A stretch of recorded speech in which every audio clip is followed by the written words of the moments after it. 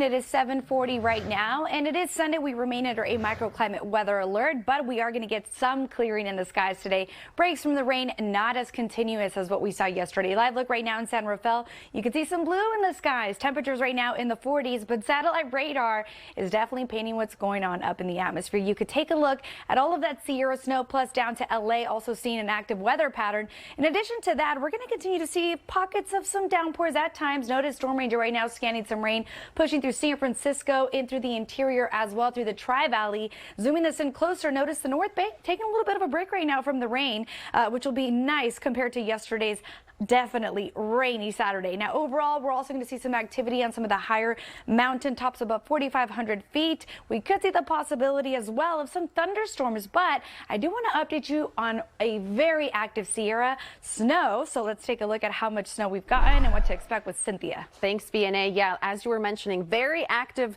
time going on in the Sierra. We are currently under this winter storm warning, which remains in effect through about tomorrow morning. So if you're up there, possibly wait it out until maybe Tuesday, Wednesday, just when officials say it's clear for you to come on down. Snow amounts today, we could see 5 to 10 inches, if not up to 20 inches on the mountaintops. Those winds will also be an issue. They could gust upwards of 60 miles an hour and then upwards of 100 miles an hour. So very, very blustery conditions up there. Travel, avoid if you can at all. Just do not go on the roads if you can avoid it.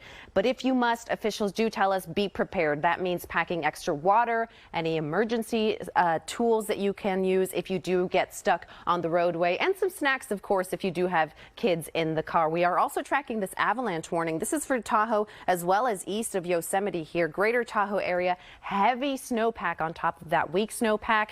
If you can travel, not recommended, as I was mentioning, but very impressive snow totals that we've seen in the last 24 hours. Sierra at Tahoe, 45 inches of some fresh powder. Kirkwood, 20 inches there, and over in Sugar Bowl, 41 inches of snow. And more is expected today as we wrap up the weekend. We could see nearly 10 inches of fresh powder up in Kingvale, 3 inches of some fresh powder in South Lake Tahoe. But for more on our extended outlook, I'm going to send it over to DNA. Thanks, Cynthia. So definitely avoid travel, at least until Monday. The conditions get a little bit better for the Tahoe area. But rain-wise here locally, timing for this, notice the showers become a little bit more scattered, but we'll still get a couple of areas of pockets of rain, at least into late evening tonight, right around 9:30 into early Monday morning, though. Notice most of the rain clears out. We'll get a couple of scattered showers, and wind-wise, no wind advisories in place, which is fantastic. Now, behind that cold front, the next story that we're going to be seeing here is going to be just how cold it's going to get. Heading into today, temperatures will be in the 50s, very similar to tomorrow.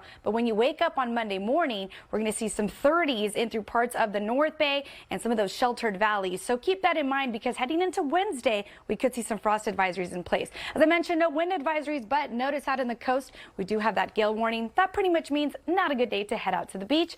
And 7-day forecast looking good. Very December-like around here. Kira, I'll send it back to you.